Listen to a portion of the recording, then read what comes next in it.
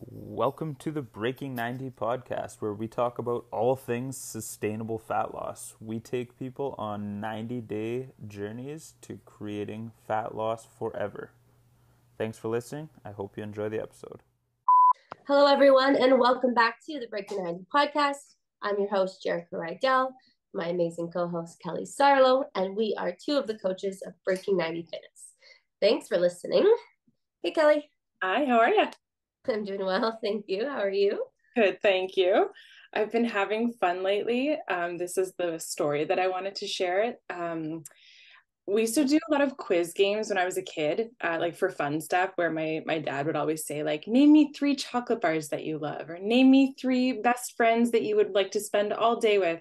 And so I've grown up just loving these questions. And so when I started to become closer with Alex and Devin and the family, we were on a car trip at one point, and he just started randomly asking very similar questions, which just put me right back into like my happy place of childhood. So we've been continuing this thing where we're asking would you rather questions back and forth, and they're just the dark spin is that both options suck. And so, is he saying this to you? Yeah. And so it generates hilarious conversation. But the part that I love the most is how much connection it's creating, especially to being, friends at long distances. I think about lots of people who struggle to connect, especially if you're not telephone people. It's just one really fun way to sort of learn something about each other and laugh in the process. So fun. I love it. Yeah. Can you give me an example of one of them?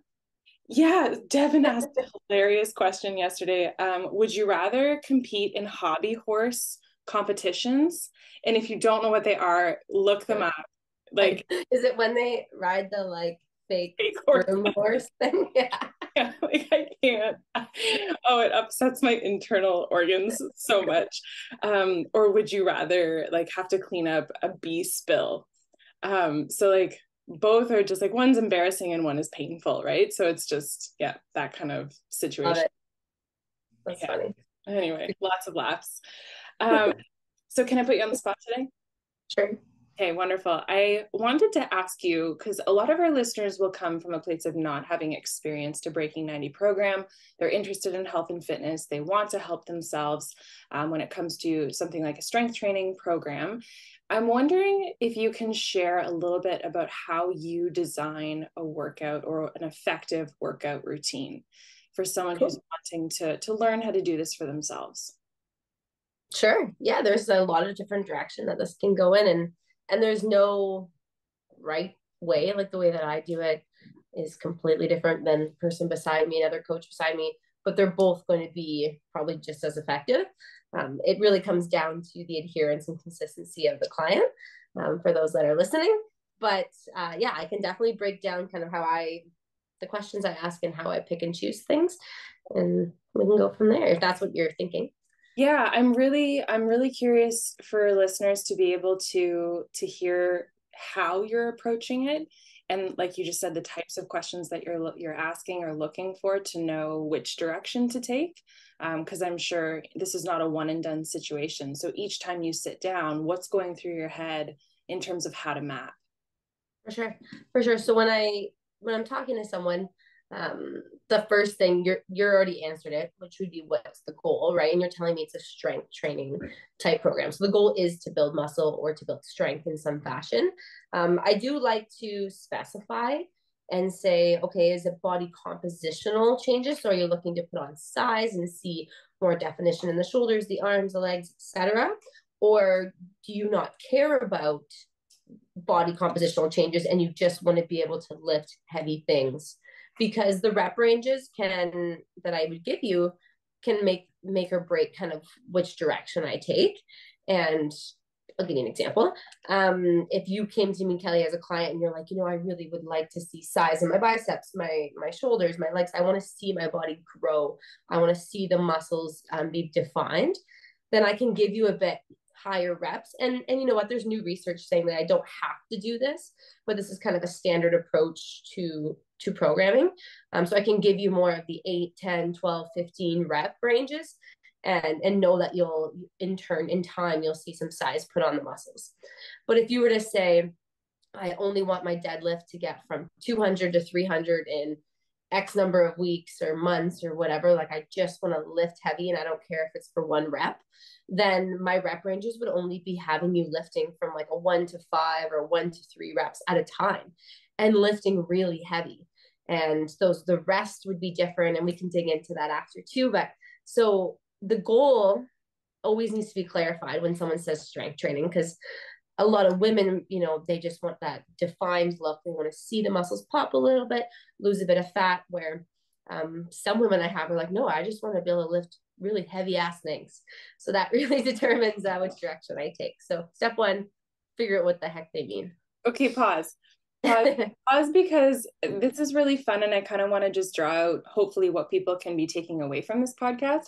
One, I'm thinking about some of our clients who I know specifically want to be able to just lift heavy shit, as you said. And I think about how fun and celebratory that is. And then I also am hoping that people are developing a deeper appreciation for their personal trainer, such as yourself, who you might be in the gym cursing a Jerrika in your life when you're having to do the 10th, 11th, and 15th rep. And now you're like, oh, I get what she's doing here. This is so kind of her. Yeah, exactly. And even when it comes to like the rest time, where it's like, okay, Kelly, now you've only got 30 seconds and your muscles are still a little bit fatigued, but my goal is to search a bit of muscle fatigue. So I don't care if you're fully recovered at that point, when we're trying to put on some of that size per se.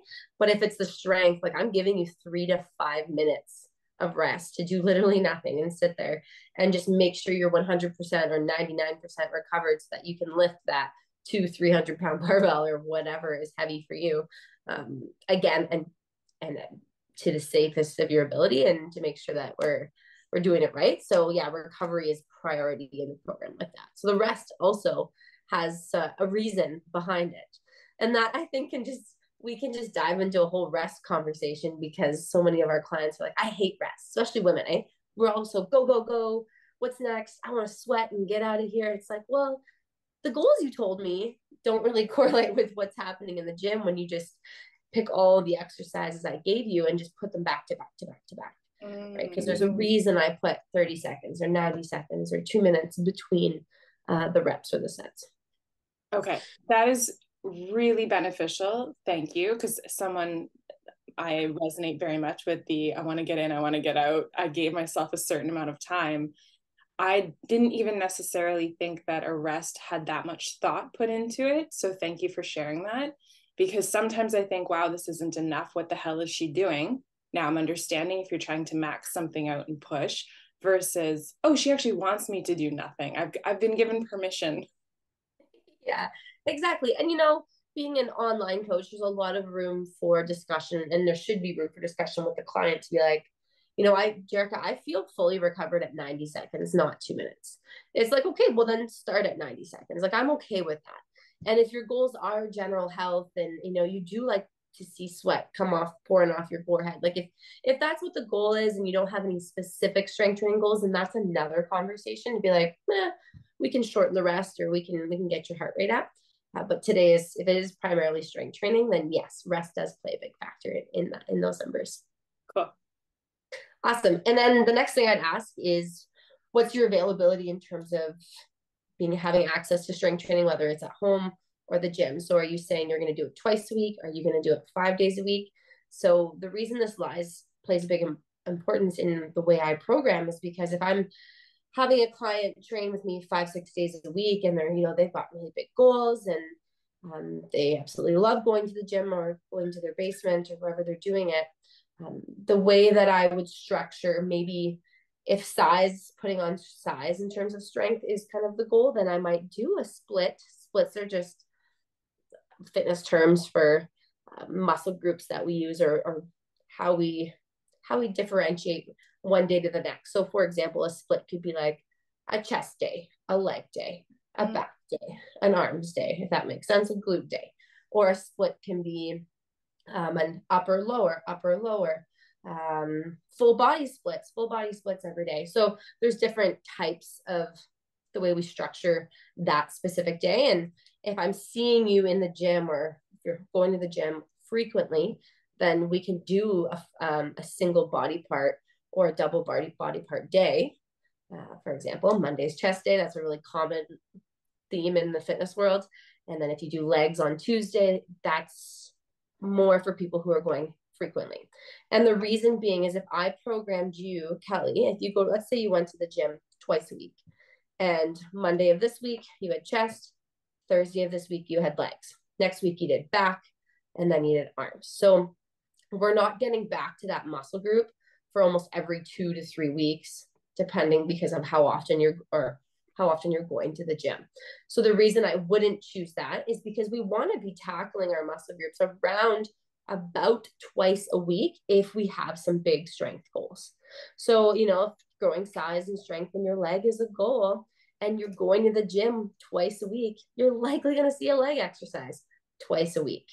The nice thing when you're going a little bit more frequently is we can separate how often, maybe you only do legs, you see some legs on Tuesday and you might see a little more legs on Friday. So it depends. The days per week really dictate how I would structure that. Cool. Make sense? Yeah, you mentioned full body in terms of a split. Can you explain how you would split a full body? Yeah. So the word split again is just like how trainers is a term we use to create the program. But full body splits have become really popular, specifically with women too, because we get bored and we might not want to just do all arms for an hour or 40 minutes or 30 minutes. Excuse me. So you can do it multiple different ways. When I do full body specifically, I'll choose some upper body movements, but primarily ones that are on the back side of the body. So I might do a back exercise, a tricep exercise, and then I'll choose some lower body movements that may be on the back side or the front side. So let's say I choose front side of the legs. You'll see some quads. You might see some lunges or shin exercises, really good for ankle mobility and hill climbers, all my Spartan racers. So when I'm choosing full body, I'm still going in with some type of mentality where, okay, I know I'm doing back side of the upper body and front side of the lower body. So then tomorrow or Wednesday or the other day, I would choose the opposite so that you're still getting some rest on those body parts that are likely pretty sore. So although it's full body and you feel like you're working head to toe, there is some rhyme to reason about how I'm letting those body parts rest every other day. Now, however, some full body programs, or maybe not programs, we can call them like gyms or the F45s or the in and out 45-minute, 30-minute HIIT programs. Those are typically just classes that are targeting full body with not necessarily a rhyme or reason. You're just doing any exercise that targets full body.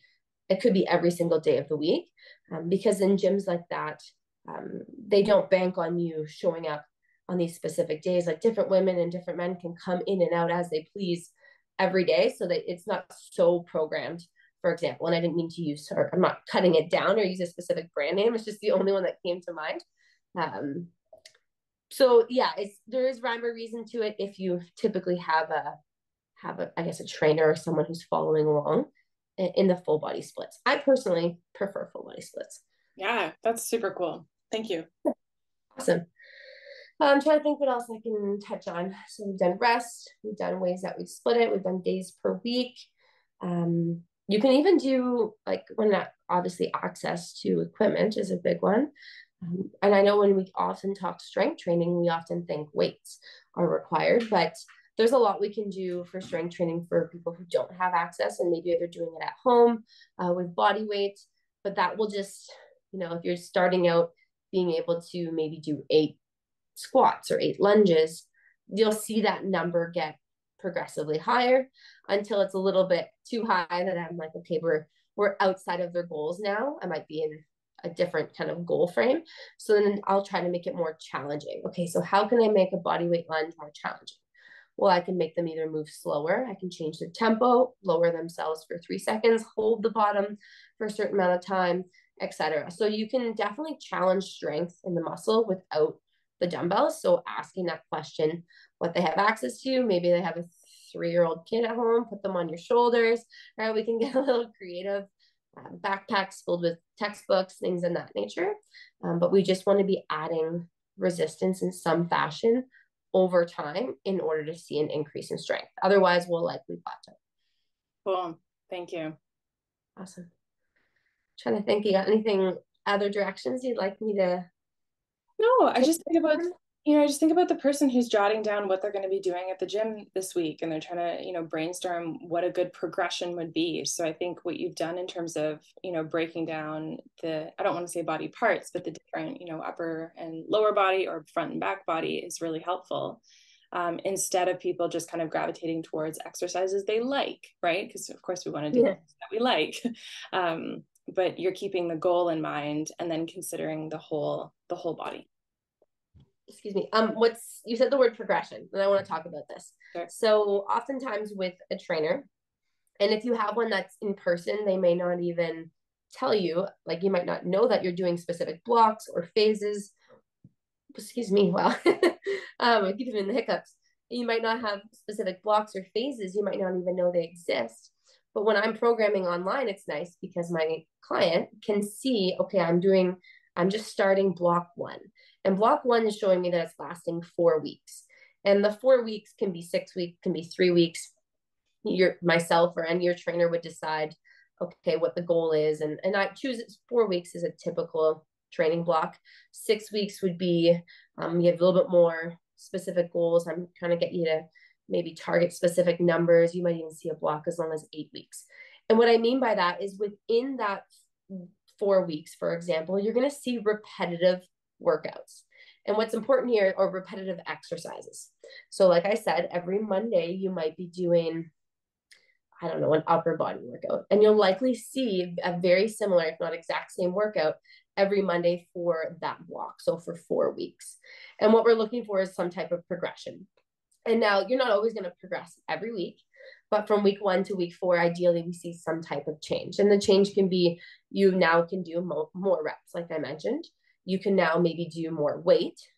Maybe you can maybe we've added a band to the exercise, or so like I mentioned before, making something more difficult. That's what I'm talking about within that block. So within those 4 weeks, I'm hoping that you come out of it being able to do something a little bit better in some fashion. Our bodies get used to the demands that we put on it. It's called the SEDS principle, the specific adaptations to impose demands. It's a sciencey term that basically says whatever you do to your body over time, your body gets used to it. Well, if you do the exact same thing, it's going to plateau and hover here. But if we constantly, with appropriate rest, that's key, challenge ourselves and avoid injury, then it should change for the better in some fashion. Cool. Awesome. And then, in the next block, you would see maybe all new exercises or a couple different things that are changed. And again, you'd repeat those for 4 weeks in hopes to see some type of strength progression. That's great. I think is that all that you wanted to cover? Let me clarify that first. Yeah, I mean, off the top of my head, yes, but I'm sure I can think about other things that go behind the creation. And then sometimes it's honestly, we have fun too. Like I'm training, for people that are listening, Kelly and her friend, and they're getting ready for hills. And, I have you doing a hill program. I'll be like, oh, you're doing it 10 times. Like the reason I chose 10 instead of 9 or 8, probably just because I was laughing to myself and be like, yeah, 10 sounds fun. Like there's no, sometimes we like to torture you guys a little bit too in the best way possible. True. She admitted it. And it's all, like I said, as long as you're not feeling fatigued or run down in any way, then it's definitely going to help you in the long run. So don't get me wrong, we do have fun. Sometimes at the end of workouts, some coaches call them burnouts or finishers, or some type of conditioning piece where we just kind of push you a little bit, get your heart rate up. Those may not always have a perfect rhyme or reason other than to make you sweat. Some clients just love that, leaving the gym feeling that kind of burn sweat feeling, or a little core burnout where we're just working the core. So those don't always maybe go in line with your specific strength goals, but you feel typically amazing afterwards. And it's something that maybe you as a client preach to your coach that you love feeling. So we throw those things, of course, in there. If you follow us on Instagram, I had made a post about enjoying what you do in terms of movement. Now, like I mentioned in the comments, there's not always every exercise you're not going to love, but the general program and the general reason why you're showing up should be something that you're enjoying and happy most days to be there for. And if that's strength training and lifting weights for you, then that's awesome. Oh, love that. Awesome. I think that's everything. Yeah, that's great. I think that gives people a really great place to begin if they are tasking themselves with creating their own routine. It's going to be at least empowering. I think it's also a really great opportunity to say that if you are going to attempt to do this, reach out and ask us questions, right? We love talking about all of this kind of stuff. Jer, specifically with all of your movement background, if we can help you out in any way, or just even give you the thumbs up and say you're on the right track, like that's going to be just another little pump for you guys to get moving or continue on with your health and fitness. Awesome. I love it. Do you have a tip for us today? I do. It's actually a brain health tip. I would recommend for anyone who is walking, running, cycling, however you're moving about in a specific routine of a route that you take, go backwards. And I don't mean physically do it backwards. I mean, take the route in a backwards way. So where you start off, actually go in the opposite direction. So what that does is it helps your brain map differently. It challenges the brain to think differently, create and maintain different neural pathways, which aids in the fight against anything like Alzheimer's, dementia, etc. It's just a way of strengthening those pathways that we all want to keep as we age. That's awesome. Really cool tip. Thanks, Kelly. Yeah, it was fun to sit down together and connect again. Thanks for putting me on the spot. I love it. It always does. Awesome. So for anyone listening, like Kelly mentioned, if you have questions, please reach out. If you love today's topic or you want to share with a friend, just make sure you screenshot from wherever you're listening and share to any of your social media platforms. And we will see you next week on the next episode. Thanks again.